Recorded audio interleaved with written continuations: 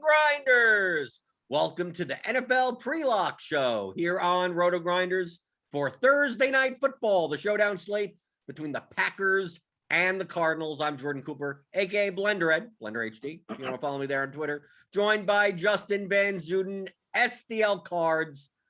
They tried to give us a good game, Justin. Every Thursday they tried, and then COVID hit the Packers, and they're trying to screw with us. But we do. I mean, currently it is a 50.5 total.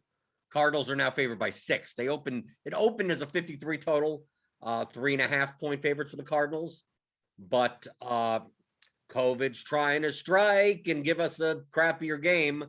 I think for showdown, even if it is a crappy game, I think I actually like this showdown. I think this is it's an interesting game. There's some different angles to take. There's some talking points, and Green Bay's injury situation certainly makes the lineups a lot more different than they otherwise would have been.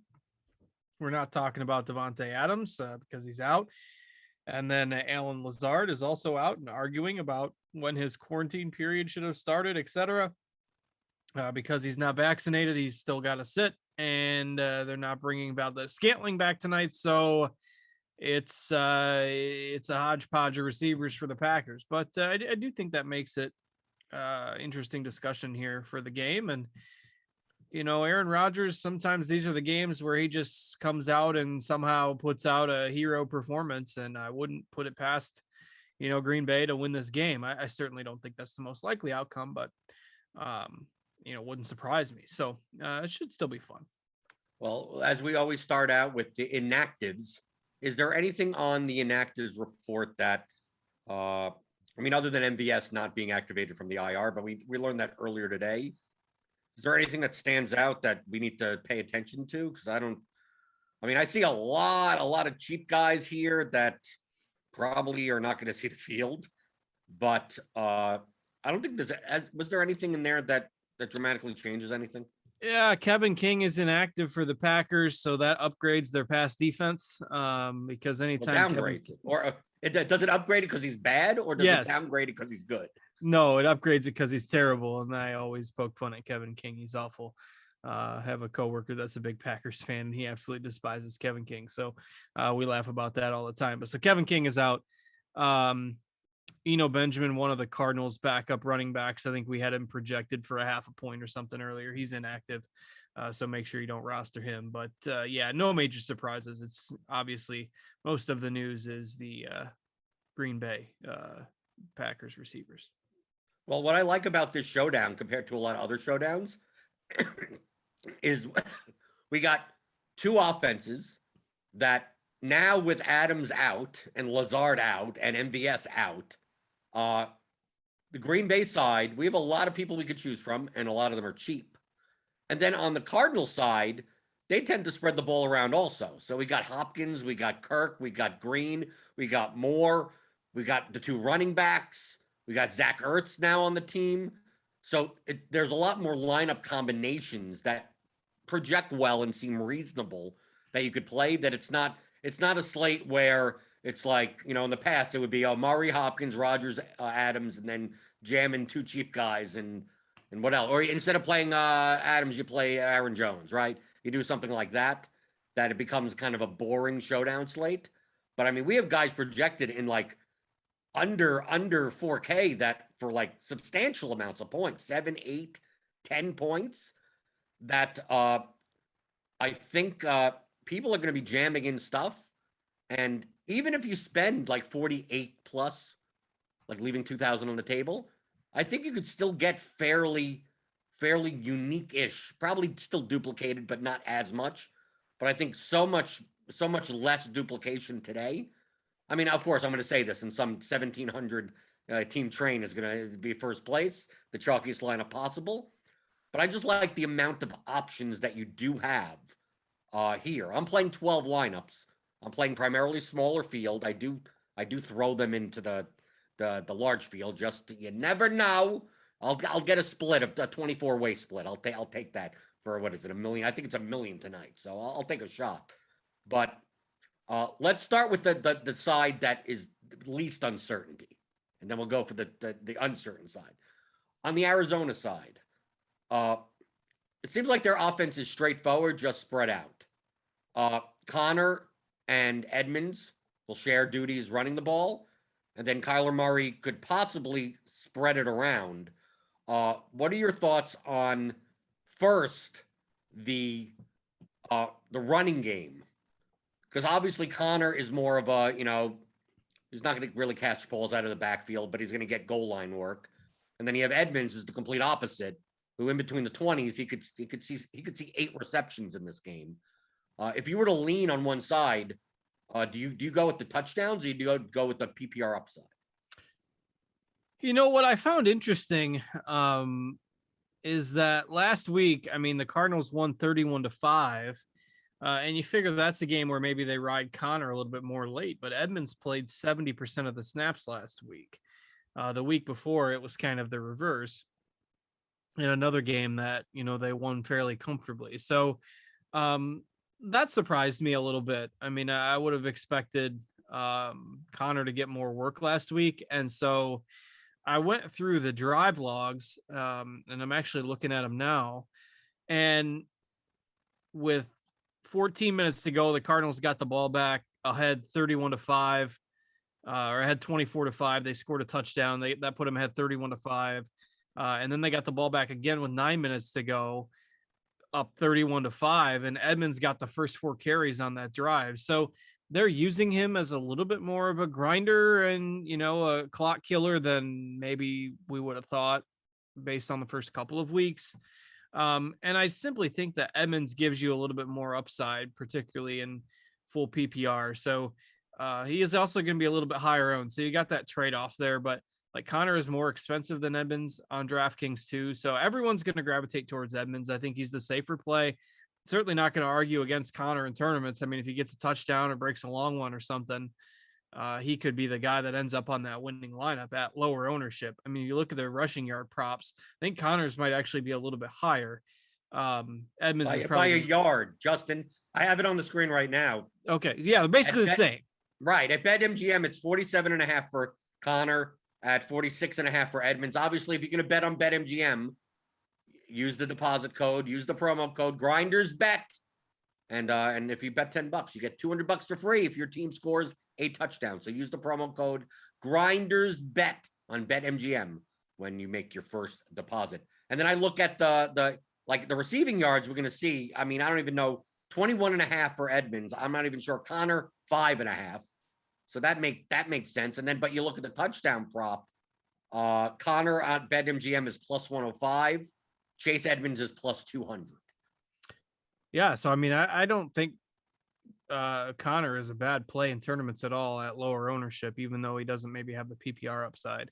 Certainly think Edmonds is safer for fantasy, but I don't mind Connor in your GPP builds.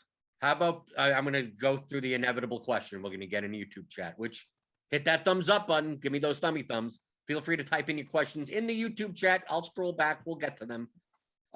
Playing Connor and Edmonds in the same lineup.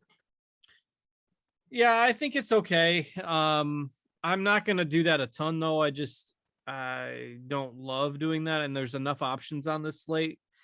And we could see enough points to where, I don't know as though that's optimal, especially since Kyler's always capable of running 1 and 2. Like, I don't think the odds are that high that they get like 3 rushing touchdowns between the two of them. So, and if you're banking on a blowout, then that reduces Edmonds' pass catching upside a little bit. So I am not doing that a whole lot. Now, on the other side, I think we can make a case, and we'll talk about, the Green Bay side in a little bit, but Arizona running backs, I'm probably not playing them together a whole lot. I think if you're going to play an Arizona running back in the captain spot, definitely don't include the other guy in the flex. And I also think, playing all of Murray, Connor, and Edmonds together is probably negatively correlated. I'm not saying it can't get there, but if you want the passing touchdowns, I think they vulture, the upsides vulture each other. So like in a Kyler Murray captain lineup, I wouldn't play both Connor and Edmonds kind of in the utility spots, in the flex spots. But like, I wouldn't mind like Connor. I wouldn't mind Connor in the captain, Murray in the flex, and no Edmonds. Like one of the other two, like Murray could be there, but not like the other running back. I'm just saying for those that have that question. But getting into their passing game though, DeAndre Hopkins 10-6, Kirk 7,200. AJ Green 6,800, Ertz 62, Rondell Moore 48. What are you making out on this Cardinals passing game? The ownership is spread out. I mean, we have Hopkins at 34, Kirk at 25, Green at 19, Moore at 17. It's not like any of them are cheap. I mean, Moore's 4,800, and it's not like you need to save that much salary because we're going to get into some Packers that are probably too cheap. Right. Do you think that Hopkins is clearly the best out of the bunch, but his target share isn't like the old target share of 30+%, but his red zone work is, when they're inside the 10, they're going to look to him. Do you think that while he is the best play, do you think with people like trying to jam all the salary in, that maybe some of the cheaper guys, you use a lineup that could fit Hopkins in, but then you play Kirk, Green, Ertz, Moore instead? That would be less popular. I think Hopkins is the best play. My concern from a construction standpoint is that Hopkins may be a little over-owned in the flex, at least. Maybe not in the captain, only because it makes it, I mean, lineups today, you can make a lineup with 4,000 and leave 4,000 on the table, and it looks pretty good. Yeah, salary is not an issue. I mean, I like Hopkins a lot. I just don't know who Green Bay has that can cover him. I mean, Jair Alexander is a really, really good cover corner, and he's out. So, who are they going to use to cover Hopkins? There's just nobody. So I think Hopkins smashes here. Ownership, I don't care. I mean, he's going to be 30% owned. That's probably still too low. I think you can captain Hopkins. I really like Hopkins in this spot. I think Green is probably the guy I'll be underweight on, just because I just don't see the ceiling at this point with him. I'd rather take a shot on the upside of Kirk or Moore. So I'd probably rank them in terms of my interest level: Hopkins, Kirk, Moore, Green. But that's just me, obviously. Yeah, out of my 12 lineups, I have Hopkins in 10 of them. So that's how much Hopkins I have. But I get different on the other side of the ball. So, we got Ertz there. We got Moore there. Obviously, Moore and Kirk kind of split snaps, and sometimes it tilts in one way or the other. What are your thoughts about using any of these guys? Would you rather use Kyler Murray at captain and roster 2 or 3 of these guys, or have one of them at captain, one of the wide receivers at captain with Murray in the flex, and then like 4 Packers? I think that second way is probably the way I found most of my lineups going. I think both paths are viable, but yeah, I like captaining the receivers, and both Kirk and Moore have played on over 50% of the snaps every week. So, they're going to be out there. Okay, let's go to the other side of the ball. Okay, we got the Packers. They're going to be, they're going to be playing their price is Rodgers 11.4, Aaron Jones 9,000, and then where's the next guy? Robert Tonyan 4,600. 4,500. It's a big gap.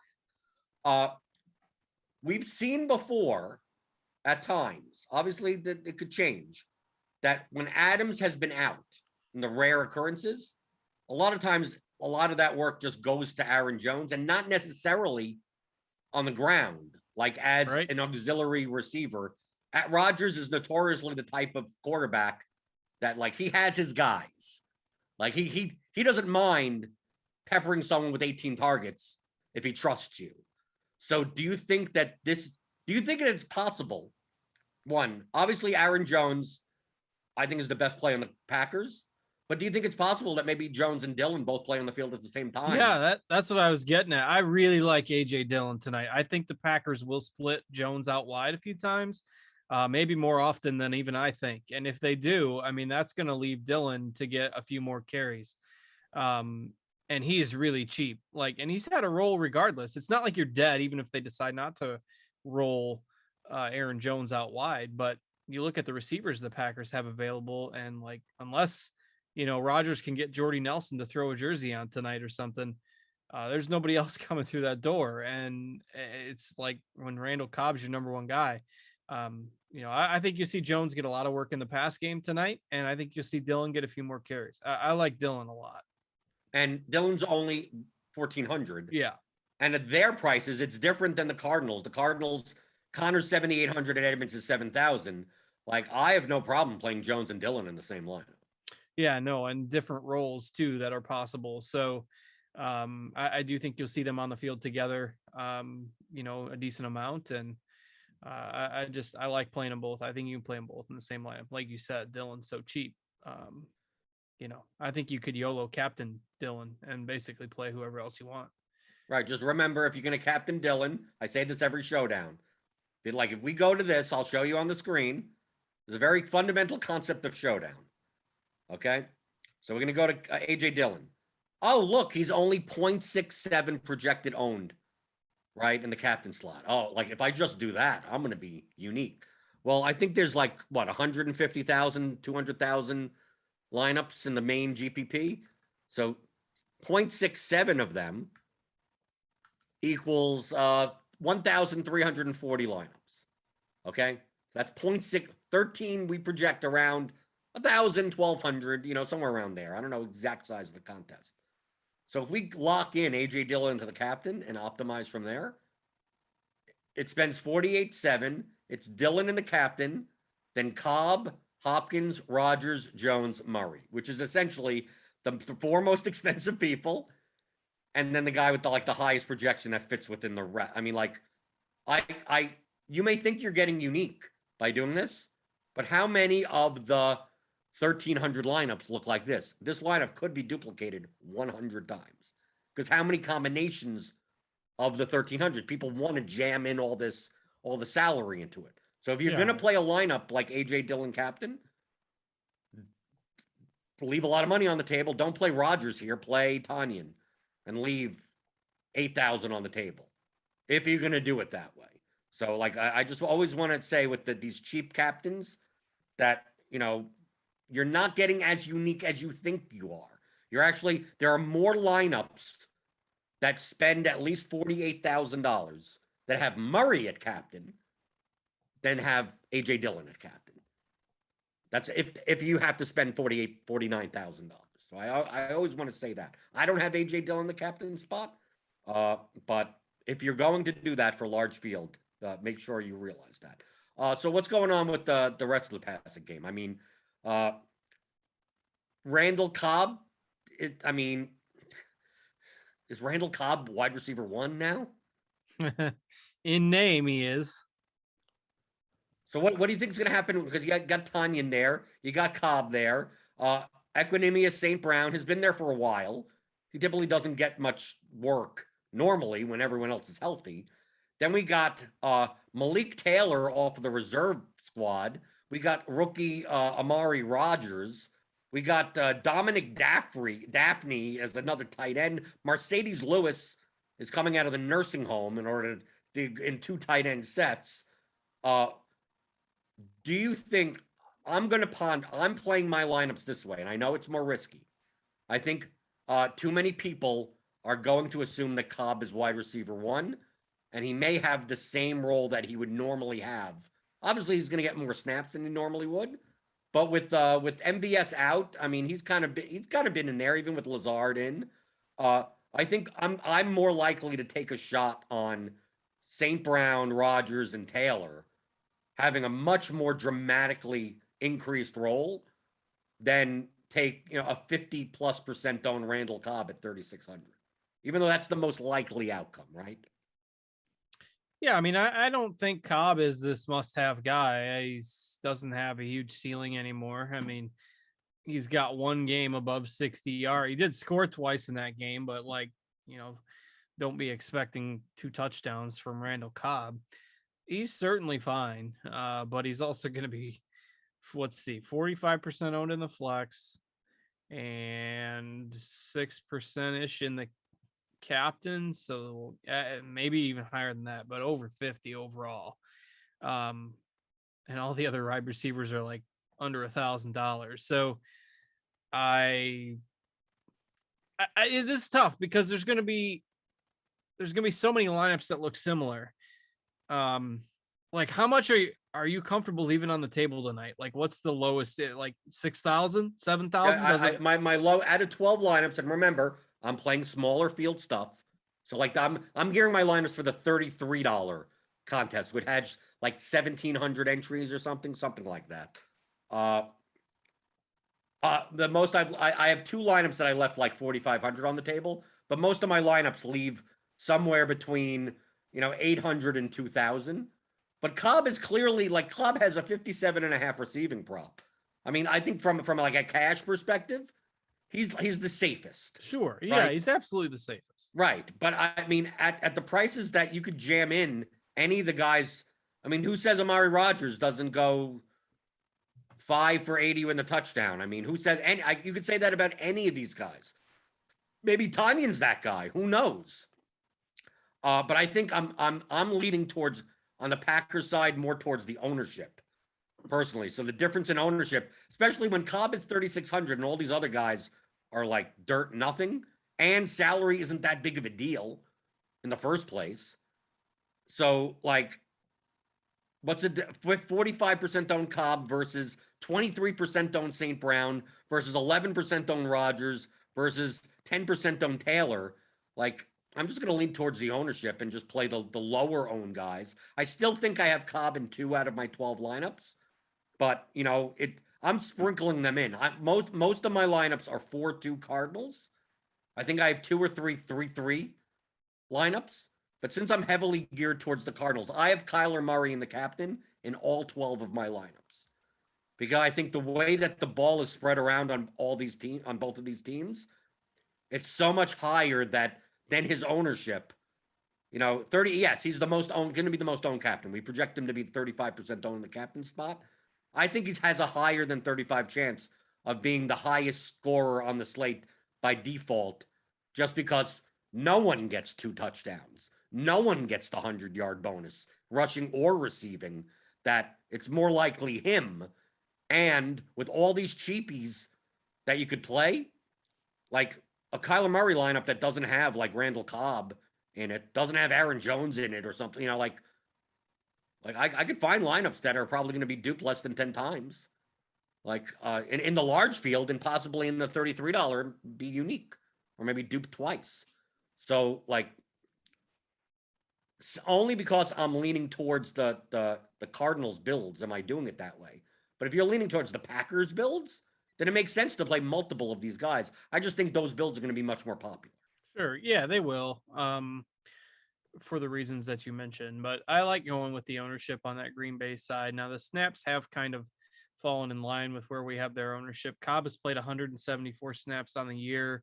St. Brown at 53 and Rodgers at 39. Malik Taylor's played 24. So I would kind of expect that to be the pecking order. Cobb and St. Brown to get the most snaps, but Rodgers and Taylor are certainly going to play a lot more tonight than they have, at any other point this season. So I've got no problem rolling them out at lower ownership. How about the kickers and the defenses? I mean, they're fine. We got both kickers under 10%.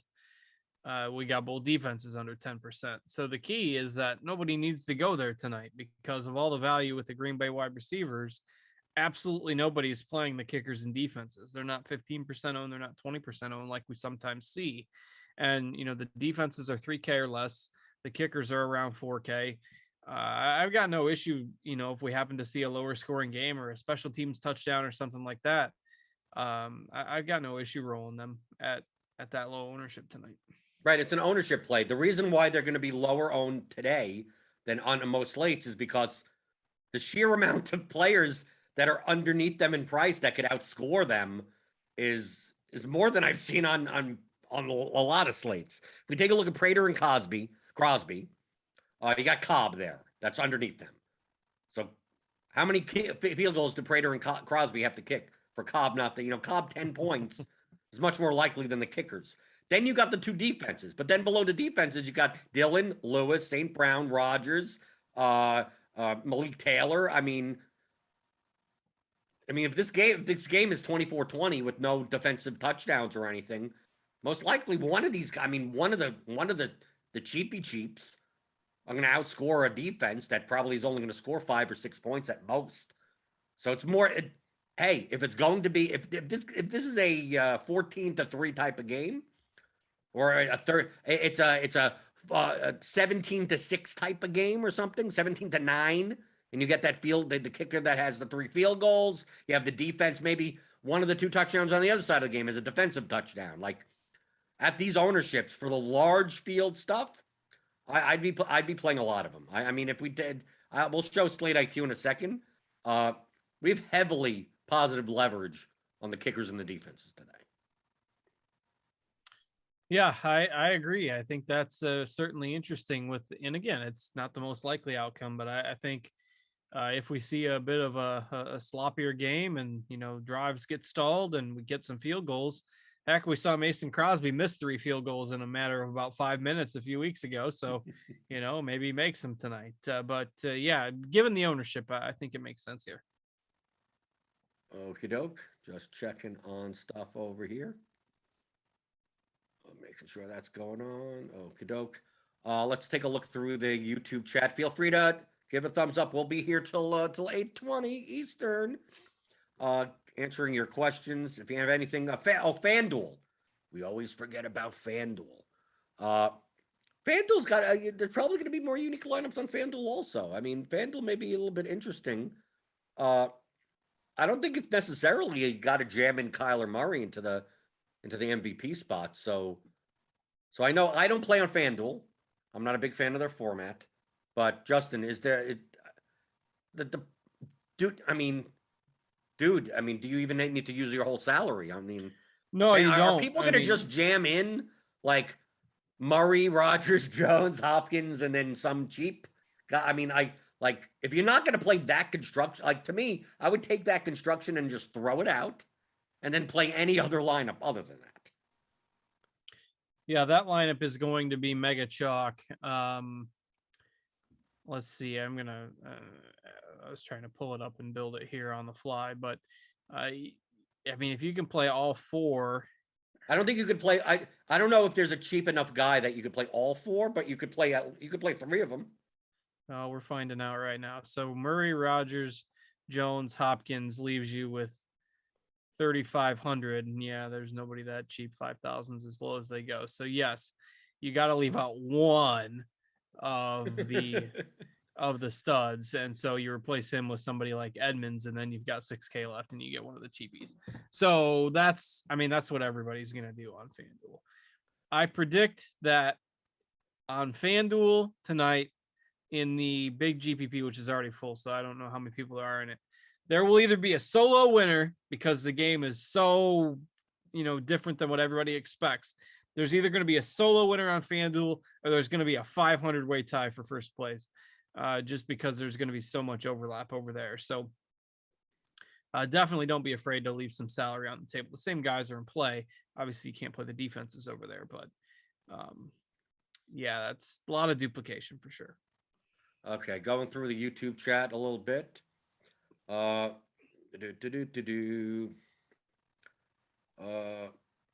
see. Anything that we didn't cover? Has a Green Bay beat writer reported who's running at wide receiver during warmups?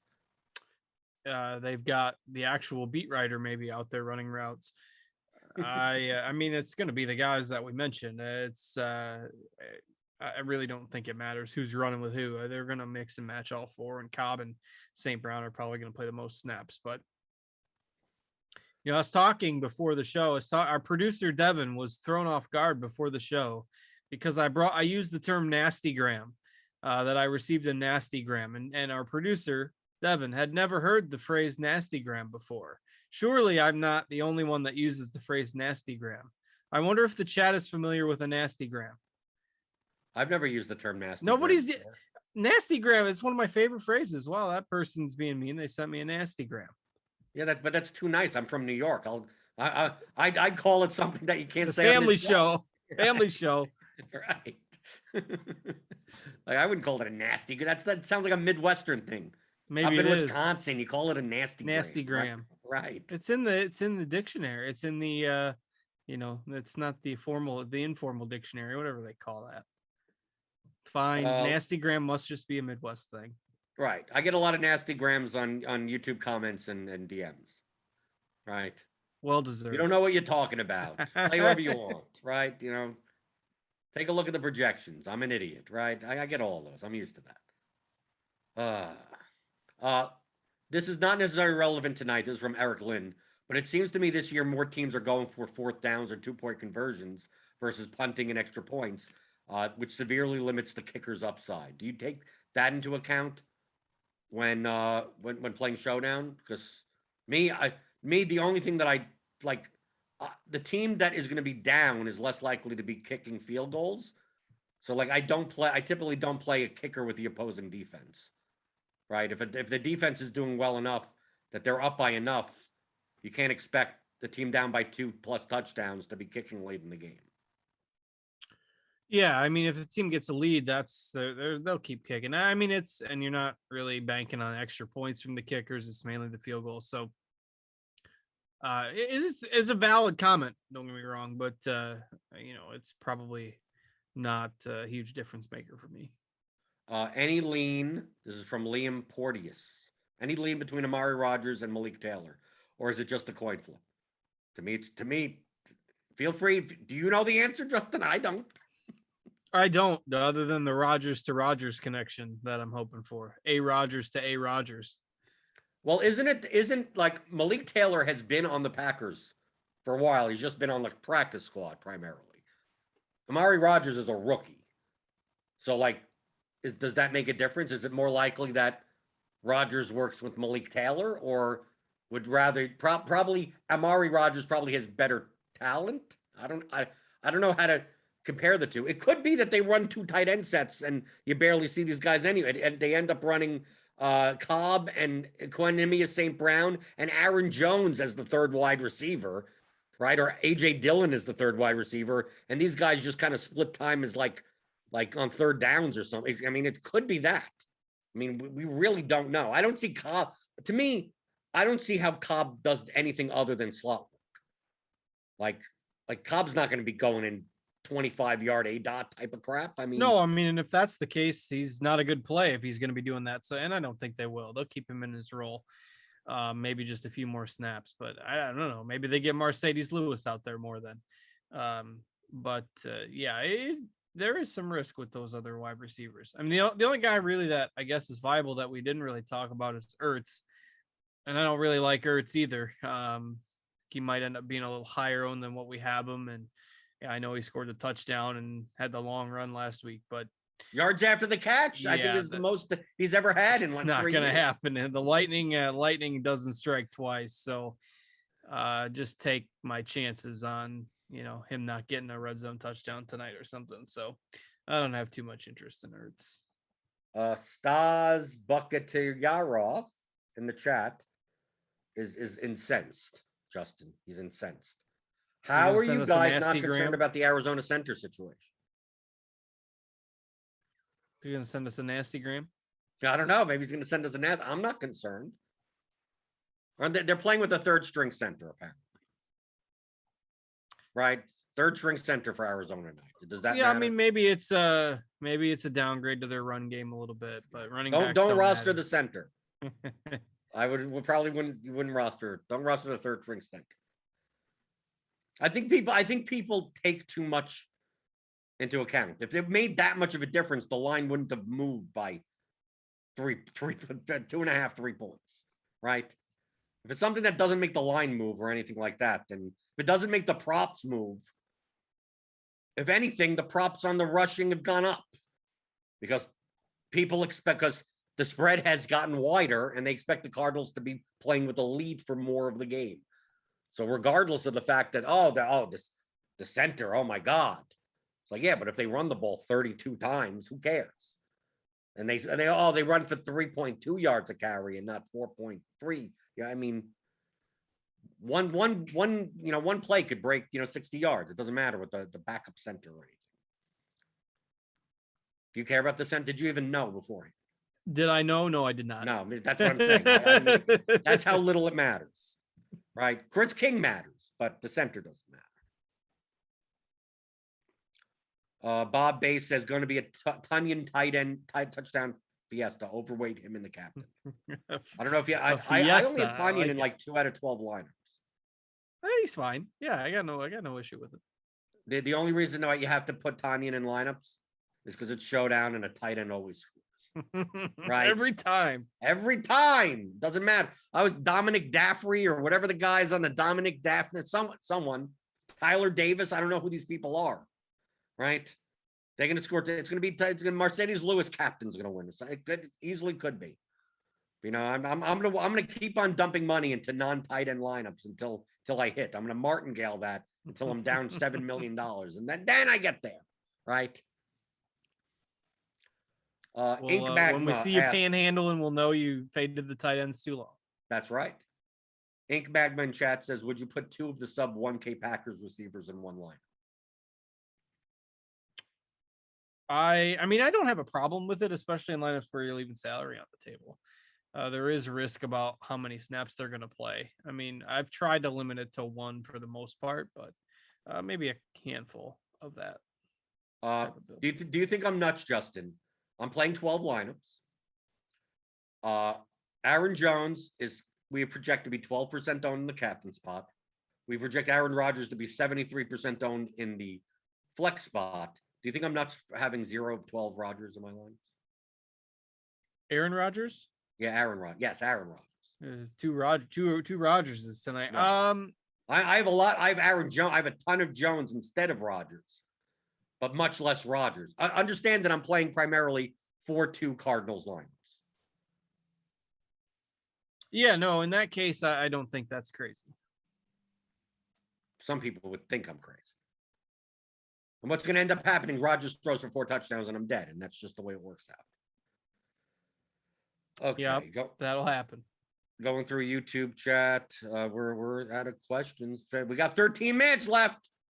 We got to fill it with something. We could read our nasty grams. I was going to say, I tried to talk about nasty grams. Can you read your nasty gram? Or is that private?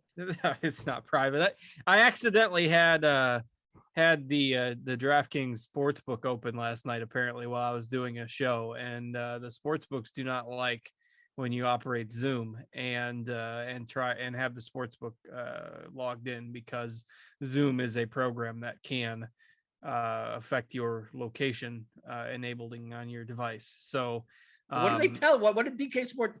So that wasn't a nasty gram. No, they said, please do not access. They used the word please. That's not a nasty gram. No, I don't think they hang on a second. They used the word please and thank you. That's not nasty. I don't know. Now I'm gonna find it and read it. I've been so scarred by it all day that that I've forgotten the exact wording. They did say hi. Okay, there was no please and there was no thank you. It was, we have detected that your account is running a prohibited software in Zoom. Turn off the software before using DraftKings so we can geolocate you properly to avoid being banned in the future. We appreciate your cooperation. That doesn't sound that nasty. It was a threat. It was a threat. No, come on. You know when you've been threatened. I felt threatened. I felt attacked. That's not. Well, anyway, apparently, Graham. So food for thought for those of you who might be in a legal sportsbook state. You cannot use a Zoom or a lot of other video conferencing softwares and still place bets. And apparently don't be logged in either, because I was logged in the background, or one of who knows how many tabs I had open must have been logged in, during the show, and Zoom and DraftKings caught it, and so they sent me that message. All right, so don't do that. Don't do that if you bet on BetMGM. And if you bet on BetMGM, use the promo code GRINDERSBET. When you make your first deposit and make a $10 bet, you'll get $200 instantly for nothing if your team scores a touchdown. That's the promo code GRINDERSBET. Dean's burner account is on. Okay. Interesting YouTube name. It says maybe it's literally Dean's burner account. That's Dean. What it says. Hi, Dean. I think this is Dean. Thoughts on how many Aaron Jones captain lineups would you play versus Kyler captain if only playing 4 lineups in a 1,700 man field on FanDuel? Very, very, very distinct. Yeah, you play 10% of everybody, Dean. Right. Yeah, he's Dean's burner account, but he's only 4 lineups. Yeah, so 20 is gonna have to, you're gonna have to modify it to 25%.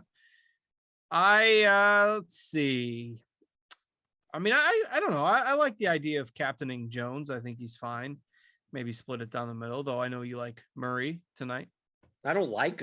I think on FanDuel you do the opposite. On FanDuel, the MVP spot, I'm more likely to play Hopkins, because you don't have to multiply your salary. So many people are going to be plugging in. I think Murray 1, Rodgers 2, and Jones 3. That Hopkins makes. I mean, he's only playing a 1,700 man field. As long as you're able to get different elsewhere. That's why these questions, it's hard to answer without knowing the rest of your lineup. If you're playing, a 4% owned guy in the lineup, then they're both fine. I mean, it really comes down to who you're playing in the other spots, especially on FanDuel. So to me, how many lineups would you? Well, I'd play whatever. I mean, you don't want my answer. My answer is it doesn't matter, because the expected value of the lineups could be completely equal. So just like how much how much diversification do you want? So play 2 and 2. That's fine with me. Yeah, I'm okay with that. Slate IQ. We haven't shown that, which is it's part of premium. People bug us for this. Well, if you sign up for premium, maybe you could look at it beforehand, right? So sign up for Rotogrinders Premium. Click on the link in the description. Get $10 off your first month. Slate IQ. I mean, Slate IQ goes along with the lineups that I'm making. I mean, you can kind of get a sense what Slate IQ is saying in our simulations by the constructions of the 12 lineups that I'm making. So we see here heavily 3-3, then 4-2, then 2-4. Not much onslaughts. We take a look at captain usage. We get negative leverage on Murray, but Murray is still 30% of the time the optimal captain. Then we get Aaron Jones as positive leverage. Aaron Rodgers is around the same. Everyone else is kind of around the same. Randall Cobb, negative leverage.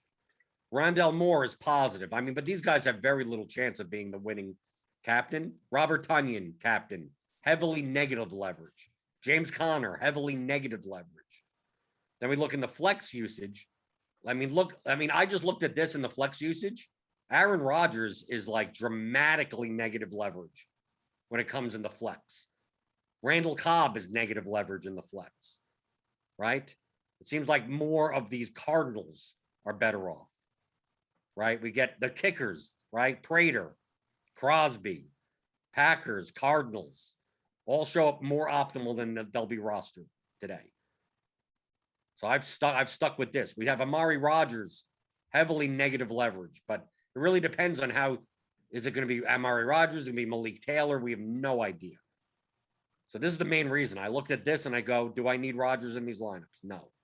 Especially when I'm playing less of Cobb and less of these kind of the receivers. I'm playing more Aaron Jones than anyone else. So kind of the lineups made themselves.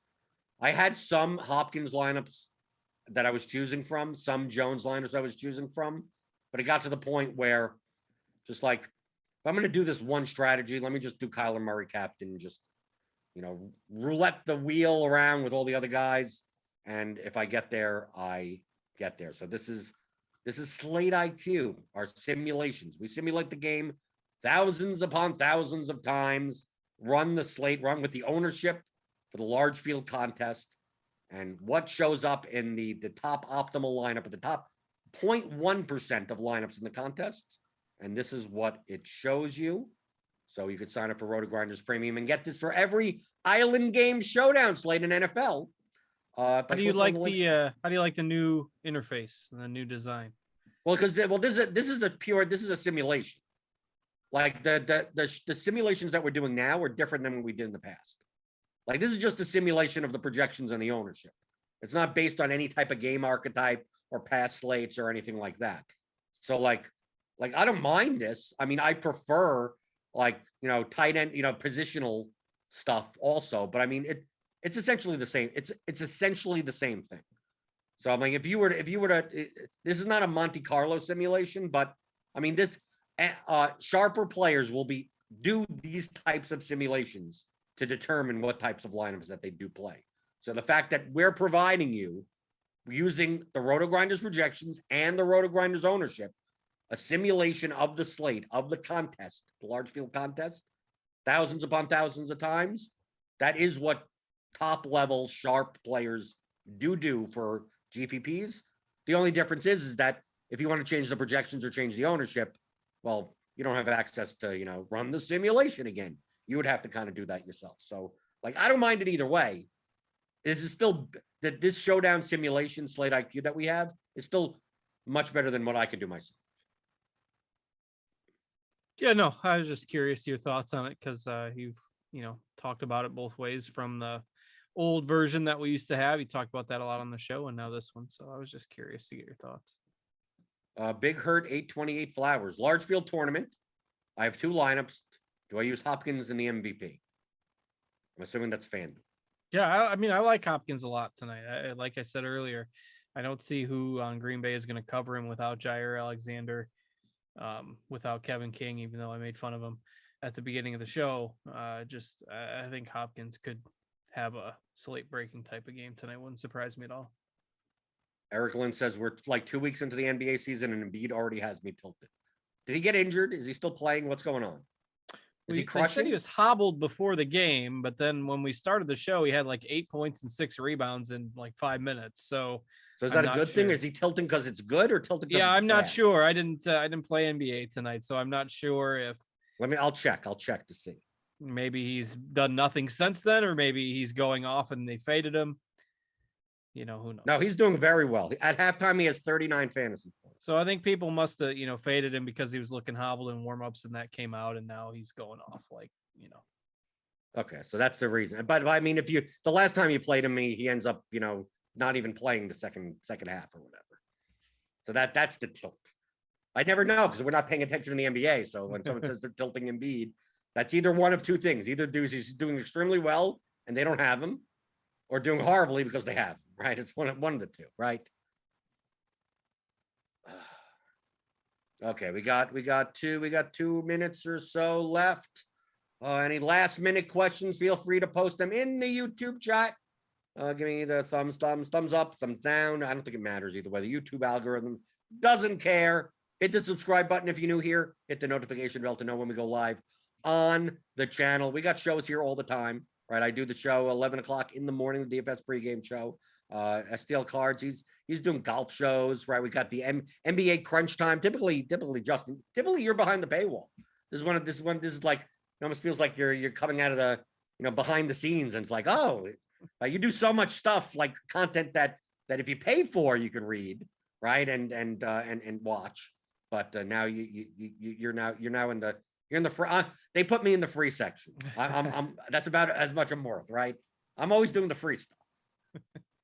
No, you're still plenty valuable. Don't kid yourself. But yeah, we got golf is kind of in the lull right now, the fall lull, but it'll pick back up again in after the first of the year. So it's just a busy time on the sports calendar. If you're a hockey fan, you got hockey stuff, you got NBA and college football, college hoops is getting ready to start back up again, and NFL in full swing. So, this is one of the busiest times on the sports calendar around October, November.